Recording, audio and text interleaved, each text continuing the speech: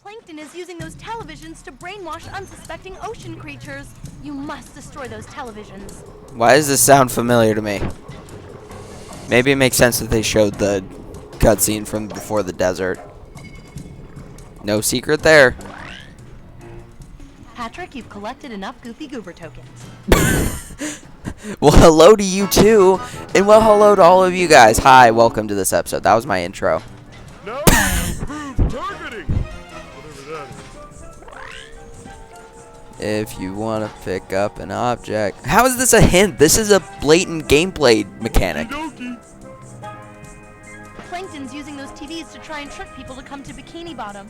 If they go, they'll become slaves in his army. Well, it's the natural progression, radio to TV. You have to destroy the TVs. Who knows how many people... Why Plankton can't will enslave SpongeBob if we do go. this? Never fear, Mindy. I'm an expert at knocking stuff down. Oh, that's why. SpongeBob fixes too much stuff.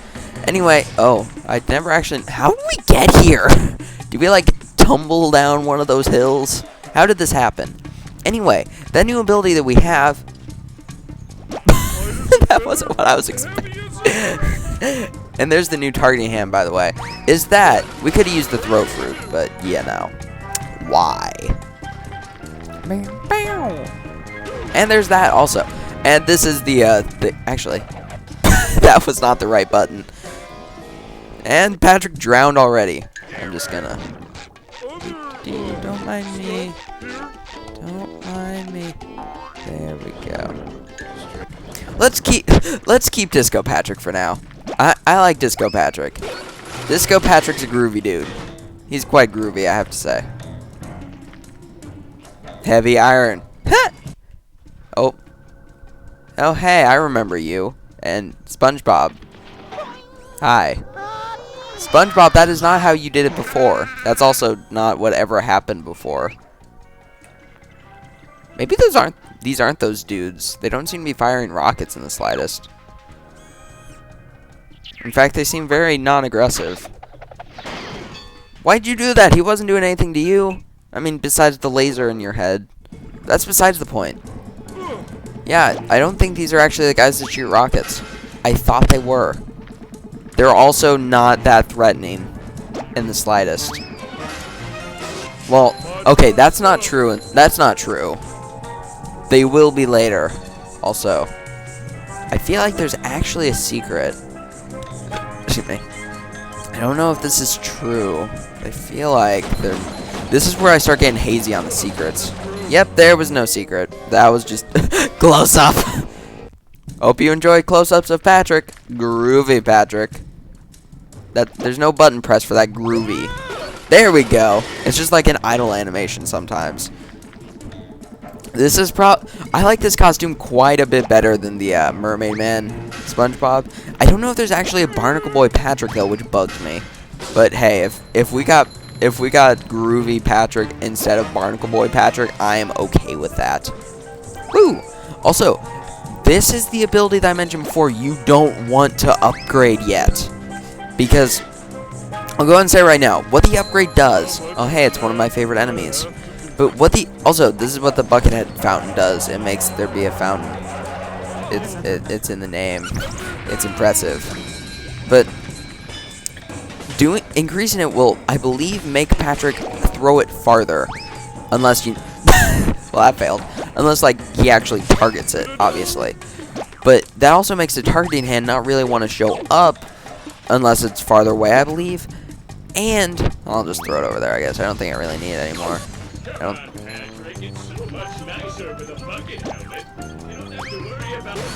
Was he exclusively talking to people named Patrick in there, by the way? Because he just said, "Hey, Patrick, life's so much easier with a bucket on your head." In that voice, by the way. I actually just took the sound clip. That's how that happened. And I think the only way we can really take care of these guys is with that, or is with deflecting their shots or throwing stuff at them. But it throws things... Upgrading this will throw things farther just in general. But you don't want that. You want to throw things... Okay, that aimed. Let's try this again. You want to throw things that distance, pretty much, for a lot of the missions. A lot of the missions are not designed for you to have better aiming. Also, I feel like there is something important over there, so I'm going to go over to the important thing through detours. Woo! And by feel like, I mean I know. I've played... This is actually the level that, when I was younger at the very least, I could not stand. For that very reason I mentioned. The fact that you can't upgrade it. Like, maybe I was just wrong all these years, but I could never do this level if I had upgraded it for one very specific point. And we will get to that point somewhat soon. And by somewhat soon, I mean, like, probably in this episode. And I hope no one got, like, dizzy or sick from watching that. I personally found it entertaining, but my apologies if you found it less so. Just jumping along. Swing. We're mostly swinging, but, you know, we're kind of jumping, too. Woo! I do kind of like... I will admit, I do kind of like... I like the innovations that the Spongebob Squarepants movie did make. And I like how they, like, does he have, like, a lightning bolt on his belt? Dude, that is snap. Is that a lightning bolt, a Mermaid Man M, or, like, some confusing mustache? Either way, it is awesome. But that was kind of cool, actually. They did a very good job, and we still got this little mechanic, by the way. They did a very good job of making me be unable to talk about what I want to talk about. But, of, like, of changing it up. Like, it doesn't feel like it's just a rehash, really. It does feel like they changed it up enough to not just be, like, just the same game just changed up a bit. Which I really like. I wouldn't... Oh, gosh. I wouldn't really like this game as much... Ooh, that was close. If it was just a rehash of one of my favorite SpongeBob games. Unfortunately, a lot of those changes, like, while good... I prefer, like, while they are good and enjoyable changes, I prefer the game overall without them, especially combined. Like, the upgrade system is great, but the fact that you can't, like, you pretty much shouldn't use it until after you do a certain point, like, that bugs the heck out of me. And I've never done that so easily. I've always done that so much. I always try and run up that entire area, which is difficult. Also, we're already doing another TV. My gosh. I forgot how soon these all came between each other. There's some loud thunder out there. I really hope that doesn't, like, do anything bad. Ow. Like that. And I forgot Patrick can't do that. Let's just take out the TV. Woo! That failed. And I enjoy, like, I do kind of enjoy the simplified mechanic of only having the two characters, and it makes more sense in context of the movie, which is probably the main reason it's there. But I also kind of miss playing as Sandy. Like, I enjoyed having the three very distinct characters. SpongeBob and Patrick feel kind of samey in this game. And especially since Patrick's original, like, belly bounce attack, now he just has another spin attack. Which, again, makes sense in the context of this game, but I prefer it where that context wasn't there. Like, the upgrade where you can reflect attacks makes so much more sense when it is a spinning. Please don't do that to me, mister. Please back away. Would you be so kind? Would you be so kind? Is he slowly inching towards me? No, now he's slowly inching away. What the heck? You are a badly programmed robot. And I applaud you for that, because it makes my life easy. I was wondering why that hadn't happened yet. Bam! I could never handle stunning enemies before, like, I could never manage to stun the enemies correctly back in the day either. It's so much easier now for some reason. You know, maybe it's because I'm more intelligent than I was when I was younger. That could be it. Nah. I probably haven't gotten any more intelligent over the years. And over here, ooh, a very hidden SpongeBall challenge, I have to say. Let's go ahead and take this bad boy down, hopefully. Also, this is, I think, the first time that we've had a level, like, 2 actual levels in a row, where, like, without a, like, vehicle, I guess it would be, if you can count a bathtub and clam as a vehicle, but without a vehicle level in between. Which, again, I definitely prefer the actual platforming segments to the not ones. Like, I think these games control pretty well, and, like, these games, I've mentioned it now as I fall into a pit, but I think they're, oh, there's that thing, by the way, but I do think that they are good games, in my opinion. Like, I've said it many times, but if you're a fan of SpongeBob, and you're a fan of video games, I would definitely recommend these games if you can get them. If you have, like, a Wii, or even better, or if you can have a Wii, if you get, okay, if you have an Xbox, an original Xbox, can't say Xbox One anymore, a PlayStation 1, or a GameCube, then that would be great, because that's what these were originally on, obviously. If you have a Wii, then that's pretty much the same thing as with the GameCube, honestly. Like, if you have a GameCube controller and memory card and all that, like, and you don't have a GameCube, you might as well just do that. Even if you have a GameCube, you can just do this anyway. Yeah, Daredevil. Oh gosh, this is worrying. Oh gosh. This is apparently when they start getting more difficult. Ah, dang. Oh, sweet, another P point. As I spin to my untimely demise with a beautiful face as well. Beautiful smile. Beautiful. Also, it's a good thing I have so much health for all the things that can damage me in this level. Oh man. And after, oh, actually no, I do remember what I was talking about before I went on that rant of these being good games. Excuse me. But, like, actually, do I? Oh, what am I trying to say here?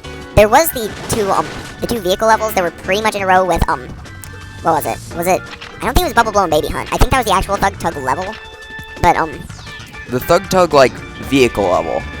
That was, and then that followed, oh wow, I made it, sweet. That followed by the boss battle. I think red is next. And then that was also followed by a racing or vehicle segment. So I guess you could count that as somewhat similar, and I'm assuming that's why they decided to have these two in a row. I kind of wish they didn't do that, because I find it makes a lot more sense, like, having, like, just a steady, like, order, I guess, for how these things go in order, pretty much. Okay. I'll just grab that really quick.